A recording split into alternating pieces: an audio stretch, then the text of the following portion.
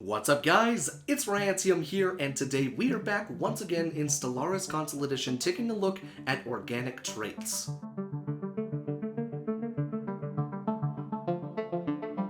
Now, as we've all probably figured out by now, because 2.2 has been out for a while, the organics got a bunch of incredible bonuses and negatives added in the form of traits. So, akin to the machine empires, which we've actually already done videos on, which you have, if you haven't seen them, you can check up in the top right hand corner for those videos. But the traits were all reworked in 2.2 for organics as well as the machines. And today, that's what we aim to break down, each and every single one of those traits that you can apply to your species. Now we're here with the Sniffers Incorporated, and as you can see, we're xenophilic fanatic materialists, we're running a technocracy and a meritocracy, we're pacifistic, we're an oligarchy, but we have no traits. So that's what we need to break down today.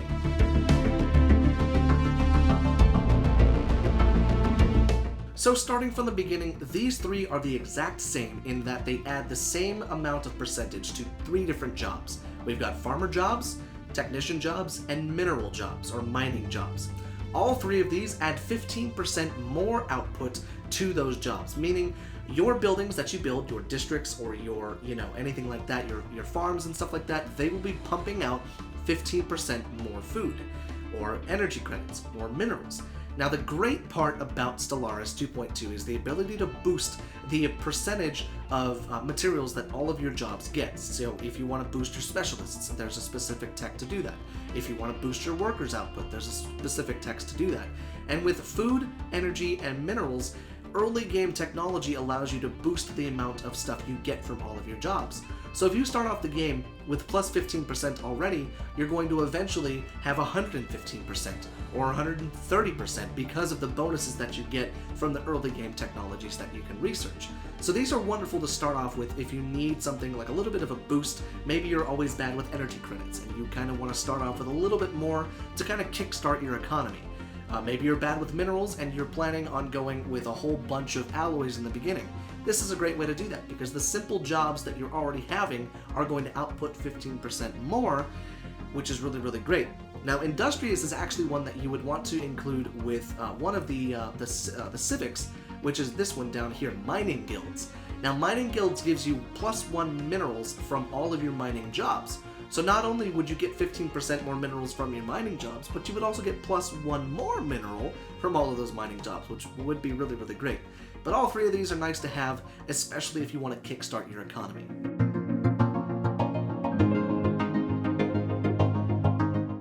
Then we have Intelligent. Similar to the logic engines from the machine empires, this one is a go-to for me on pretty much every single one of my species. This adds 10% output from all of your engineering, physics, and society research jobs. It's the simplest explanation. It just means more tech. That's what you want. More tech, more everything like that. And this one is a great one to pair with the one that I actually already have, which is Technocracy. Because the Capitol buildings replace some of the administrator jobs with science directors, and it counts as a science job. So if your scientists are putting out 10% more, your science directors are going to put out 10% more. And every single planet you get, once it's past the colony phase, you automatically get free research with that civic. So it's a very, very powerful way to stack a lot of research, especially if you're going to be adaptive and be able to live on many, many worlds.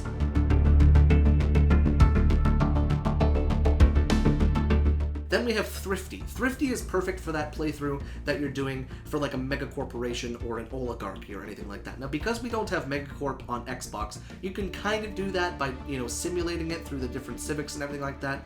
But trade value from jobs is perfect. If you plan on having planets that are dedicated to making trade value with all of your commercial sectors, if you plan to have habitats that are just pumping out trade value and amenities, this is a great one to have, because those jobs are going to give you 25% more from the regular job itself.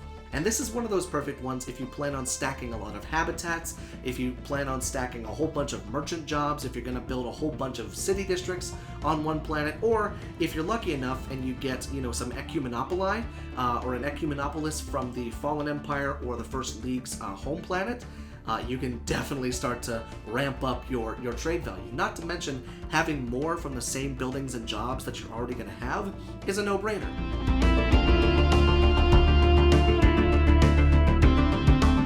Then we come to natural engineers, physicists, and sociologists. All of these are kind of in the same way as agrarian, ingenious, and industrious, in it that it adds 15% to all of your different sciences. And what's nice is it only adds a +1, so you could technically have intelligent along with natural engineers, meaning you could have a +25% to your overall engineering research if you did that.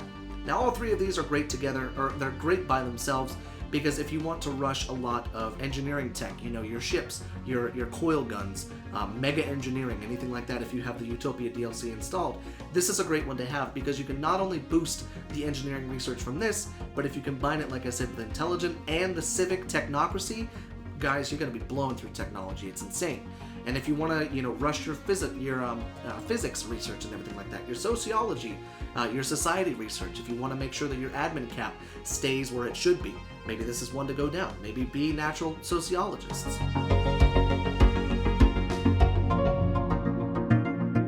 Then we have extremely adaptive and adaptive, both of which are very similar, the only difference is extremely adaptive costs 4 points and gives you +20% habitability, and adaptive costs only 2 points but gives you a +10% habitability, with non-adaptive being a -10 habitability. So all three of these are kind of my go-to things. If I need a little bit of points, I tend to go with non-adaptive, but that's only if that's like my last choice. But extremely adaptive makes it so that those planets that you were to find that are normally 80% habitable in the beginning, they tend to be about 95 to 100% habitable, depending on if they have any planetary modifiers. So right off the bat, you don't have to pay as much for your pops on the planets, because less habitability means a higher strain on your economy. So when it comes to picking adaptive or extremely adaptive, it all depends on what you want to spend point-wise. Because 4 points is a massive investment, and it's one of the only 2 in the organic empires that allow you to have a +4, or a -4 I should say. But we'll get to that as we go down. So it's important to weigh all three of these. You know, if you plan on having an empire that you want to roleplay as maybe not as adaptive, then you can absolutely do that. But it's a great one to mod out early on if you get gene tailoring.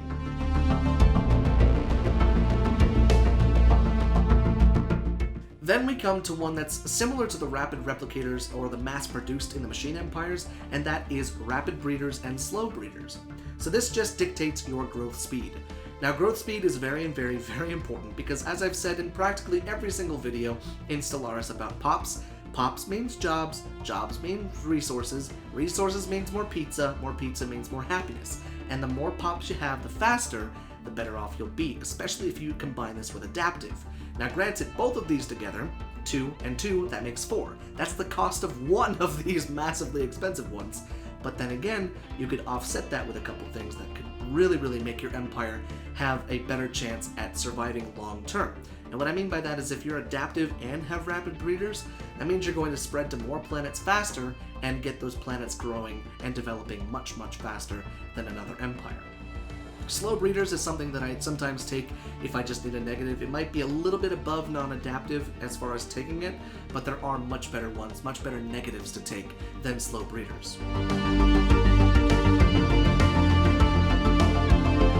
So then we come to talented. And talented is one of the worst, in fact, one of the weakest traits that you can use as an organic empire alone.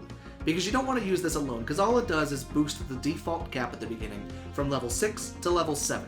That doesn't mean you start at level 7, that means you start at level 1, but you can go up to level 7, as opposed to only being able to go up to level 6. This one, however, could be used great along with quick learners. Similar to the machine empires, this is a very similar setup. If you have a higher level cap and you gain experience 25% faster, that could definitely be a nice little boost in the beginning if you're finding a lot of anomalies, if you're going to do, you know, a lot of different research, a lot of different studying, everything like that. Your researchers, you know, you want them to be higher level faster, that's fine. But these two together would be okay. But it by itself, as well as this one by itself, probably not the best ones to use. But this one, however, is practically the only one that I use for a negative at the beginning. And that's because the leader experience gain, I've never had an issue with my leaders getting levels early on in the game. Because I'm constantly studying anomalies, my researchers are at their jobs for hundreds of years. By the time, you know, they're getting ready to die, they're probably already level 5 or 6. That's totally fine with me. until you have the research that allows you to extend your leader's lifespan, it doesn't really even matter.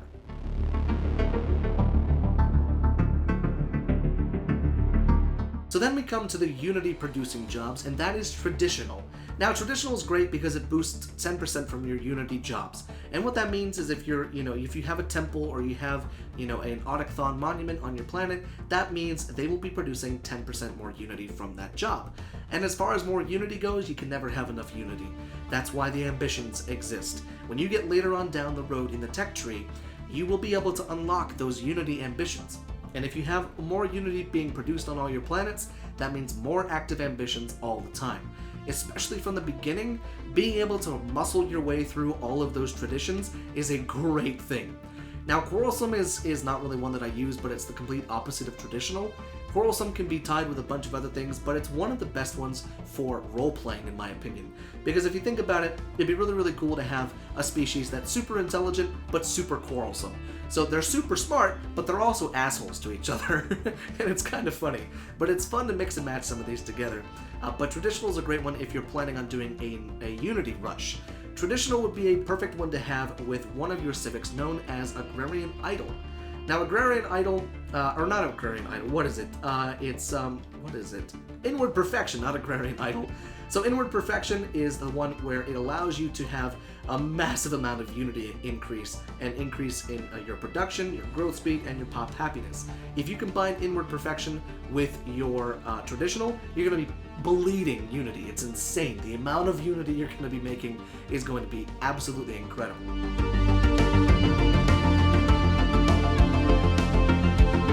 Then we come to the three that are a little bit weird, and the reason I say it's weird is because very strong, yes, you get a plus 5% to your worker basic resource output, and you get plus 40% army damage. But for me, the reason it's weird is I would never invest 3 points in my traits to get 5% from my basic workers when I have tech that I can do in the beginning to boost that past 5%.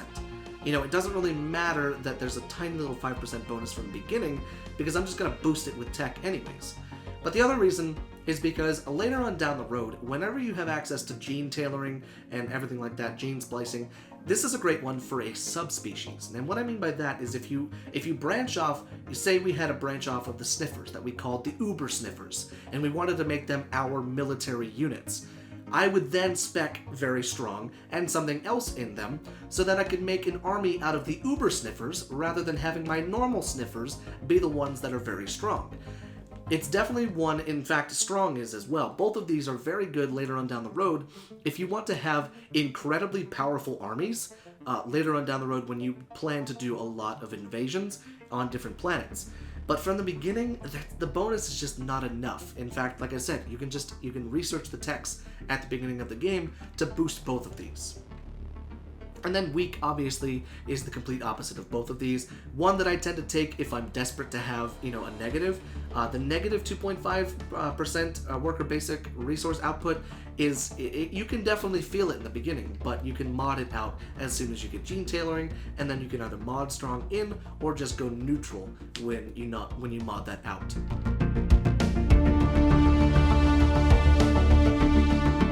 Then we come to nomadic, and we come to one of the interesting mechanics of 2.2, and that is the immigration and emigration system. Now, I've seen a lot of questions about immigration and emigration. Emigration is leaving a planet to immigrate to another planet. Immigration is incoming to a planet. Emigration is outgoing. Just try and keep that, in your mind. So pop growth from immigration, meaning when a new colony is set up, your pops from another planet will automatically begin to emigrate to another planet, to immigrate into that planet. What that means is the pop growth bonus that you get from immigration will be boosted by 15%. Not to mention the resettlement cost is cut by a quarter, which is nice, especially in the beginning if you have a whole ton of worlds that you get from invasion. You're super aggressive, a super aggressive like militarist, and you just invade a whole bunch of things and you're moving pops around. Being able to move those pops around at 25% the cost is kind of nice. And having that boost from the immigration is a really, really nice thing. But honestly, sedentary is my go-to negative. Pop growth from immigration minus 15% and resettlement cost plus 25%. I have never resettled pops before the year 2230, but that's because I tend to micromanage my worlds to where I don't need to. I tend not to invade unless I distinctly go for an invasion-heavy playthrough, and in that case, I don't use sedentary. So sedentary and nomadic, they can be definitely interchanged, but the negative 15% pop growth from immigration, half the time I turn the migration off. So the colonies that they start with very low growth speed anyways. But you know, it's up to you.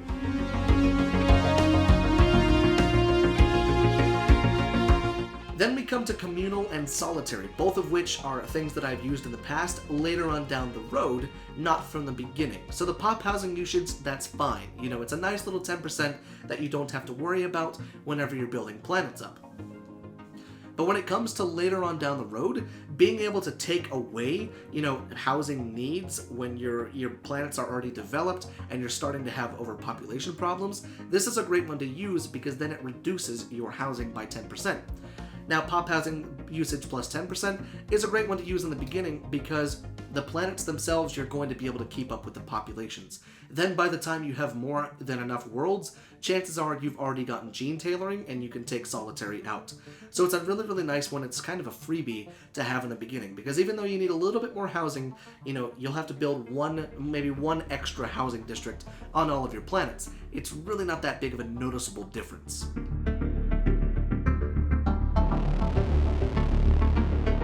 Then we get to charismatic. Charismatic gives you a plus 20% amenities from the jobs that are already doing it. A perfect one in my opinion. Repugnant being one of the worst ones that you can take, especially if you don't have a good handle on amenities. Now amenities, as we all know, comes from the merchant jobs as well as the quality of life buildings, the holo theaters, and everything like that. The luxury residences, they all give you amenities, but the jobs, like in the clerk districts or the housing districts as clerks, or the merchant jobs, those are where your amenities come from, and if you get more of them, that's great. But I would honestly put this in later on down the road if I was having some amenity issues across my planets, especially if you combine it with the Harmony Tradition tree, because the Harmony Tradition tree increases the amount of amenities that you make and decreases the amount that you need. So both of these are great to have. If you struggle with amenities, go with charismatic from the beginning, because happy pops equals more pizza, which equals more happiness, which is good. But try and stay away from repugnant, because it's certainly one that can damn you to a bad start and unstable planets.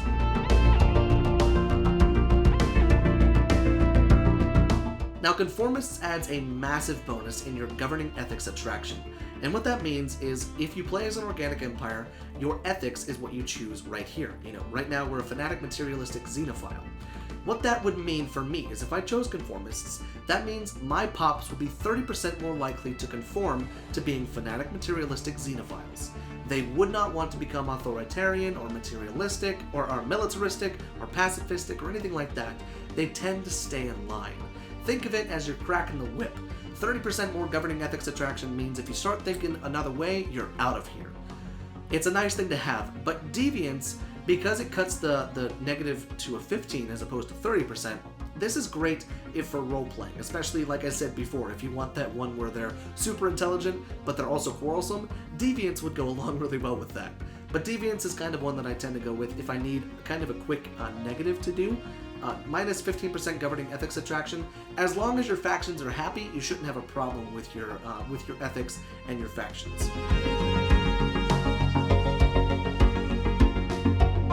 So then we come to these two, Venerable and Enduring. Both of these, one of which being one of the other most expensive ones in the game, and this one being not too expensive. But being able to boost your leader lifespan from the beginning of the game means your leaders will be far higher, the levels of them will be far higher than another empire that doesn't have Venerable or Enduring. Even a plus 20 years is so incredibly powerful, because then, in those 20 years, say you have a scientist that lives for 20 years longer. If you rush through your society tech and you start getting the ability to boost their lifespan before they die, you could possibly have organic immortal leaders by continuing to research that leader lifespan plus 5 years, plus 5 to 10 to 15 years. You know, if you do it 10 times, that's a whole hell of a lot longer than Venerable, and it's a great bonus to have. So both of these are great to take from the beginning. I wouldn't really put them in later on down the road, especially because Venerable is so damn expensive. But if you really want to start off with very hardy leaders, Venerable is definitely one to take. With Fleeting, however, leader lifespan -10, this is a great one if you need a negative, because, you know, you're going to be going through leaders much faster, obviously, but at the same time, you know, it's still a negative that you can mod out later on down the road if you have gene tailoring.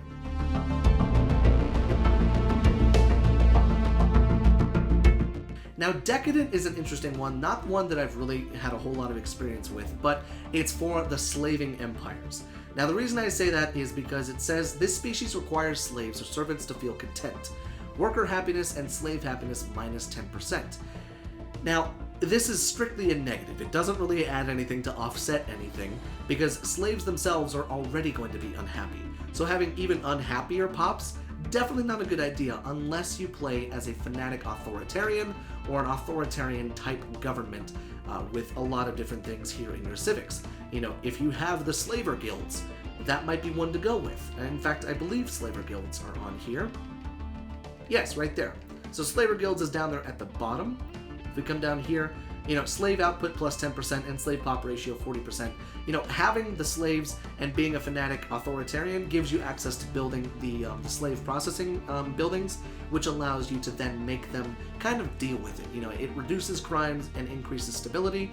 But this one, however, is one that I've not really used a whole lot of, but it's kind of just the go-to thing if you're going to have slaves. It's kind of one of those negatives that kind of goes along with it. But yeah, it's definitely something that's a little bit strange.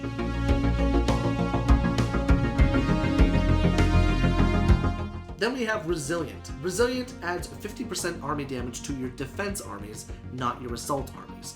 So if you're very prone to getting invaded by a lovely fallen empire, or you're being encroached on by a bunch of different empires, Resilient might be a good one to take, because then your defense armies, if you're invaded, will be able to actually put up a fight.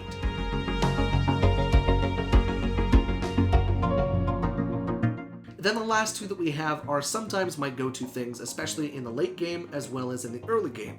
So Conservationist adds -10% consumer good upkeep for your pops, meaning they spend or they need 10% less consumer goods. Wasteful, they need 10% more. This one, Conservationist, I tend to mod in later on down the road as to give myself a nice little reprieve from the amount of consumer goods that I need. Wasteful is one that I take in the beginning because I don't really give a shit about consumer goods in the beginning. I will have a negative 500 consumer goods and just buy them every month if it means I can put down one more alloy forge or put down one more research lab. Doesn't matter to me, and it shouldn't matter to you. So Wasteful is definitely one to take in the beginning, because then when you mod it out, you do get a temporary reprieve of the amount that they need, and then you can add this in to kind of discount, you know, all of that stuff. But that's all of the species traits for the organic empires, and I know there was a lot more of them than the machine empires, and there was a lot more kind of in-depth analysis of what each of them are. Now keep in mind, with your traits, it's important to synergize them with your civics, and we can talk about that in a civic video as well. But hopefully you guys understand now all of the traits that your organic empires have at their disposal, and I hope it leads you guys to create really, really cool empires and very, very powerful empires that can reign for hundreds of thousands of years.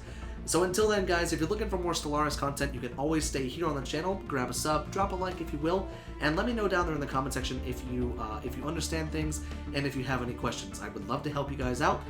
And if you're looking for any other Stellaris content, check the description. There are plenty of channels down there for you to check out as well, centered around Stellaris. So until then, guys, thank you so much for coming on by, and I will see you in the next video.